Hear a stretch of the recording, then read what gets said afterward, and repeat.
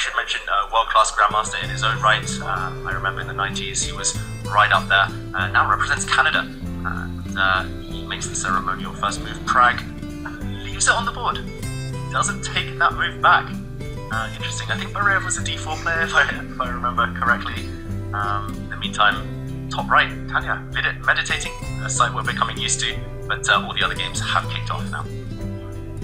Prague just leaves the D-pawn on the board. Just a little shadoop there by him, and an immediate response by Hikaru. We're still not sure if it's D4, but we will get an update. That's what it looks like from our site right now. All the games underway. I don't know if Alirez has made his move. I think he finally does. And you know what? I think, David, in that one, it's a B3. It's still far to say, but 4 big games and opening moves. Out of the rest, are you expecting some big surprises early on in this round? I definitely am. Again, the candidates, it tends to be a feast of opening ideas, novelties galore. You see these kind of big opening battles early on where the players show off their preparation, their home cooking. But in recent rounds, I have noticed a slight trend towards quieter lines. You mentioned Perugia playing B3 on move 2 a couple of rounds ago against Jan Nepomniachtchi, and doing so again against Abasov today. Really interesting, just taking kind of sting out of the early phase of the game, just trying to...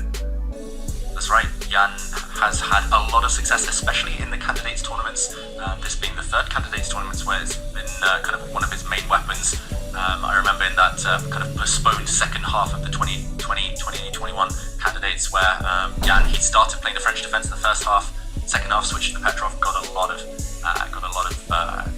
success there. So knight takes e5 against this Russian defense, d6, kicking the knight back, and rather than the usual move, the traditional move that nearly all grandmasters play, automatically knight f3, he drops the knight back the other way. Vidit, this is clearly his attempt at a surprise. Knight takes pawn, restoring the material balance. Queen e2, you pin, but you don't win. Queen e7 blocks that, and knight c3, Tanya.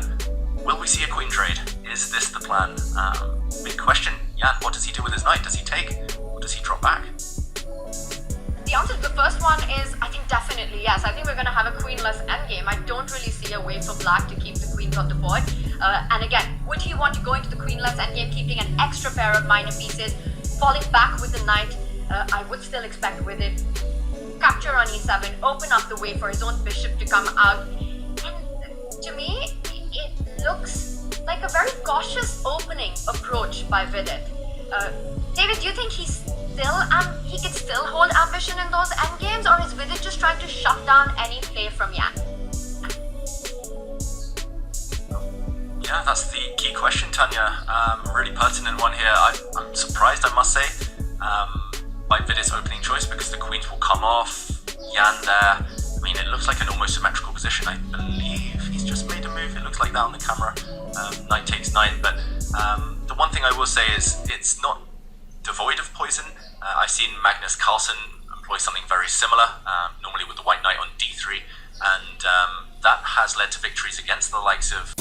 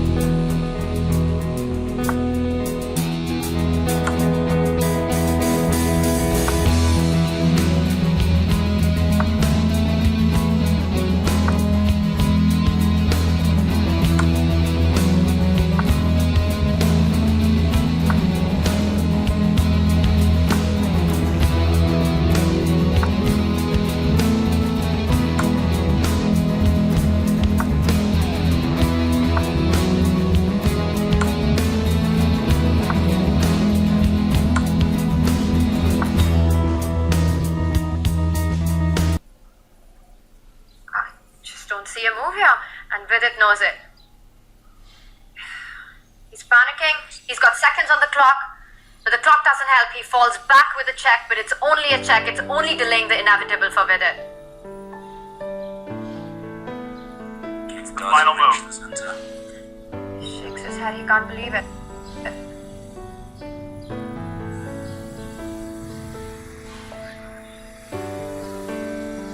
This is so difficult for Vidit. So hard to watch. Just fight for more than 5 hours. You keep yourself in the race. You've got a great position. You keep fighting, and then in the last moments, you know it's all over. And that's it. It's handshakes. Vidit Gujarati resigns. On one side, there's relief on Nepomniachtchi. For Vidit, absolute despair.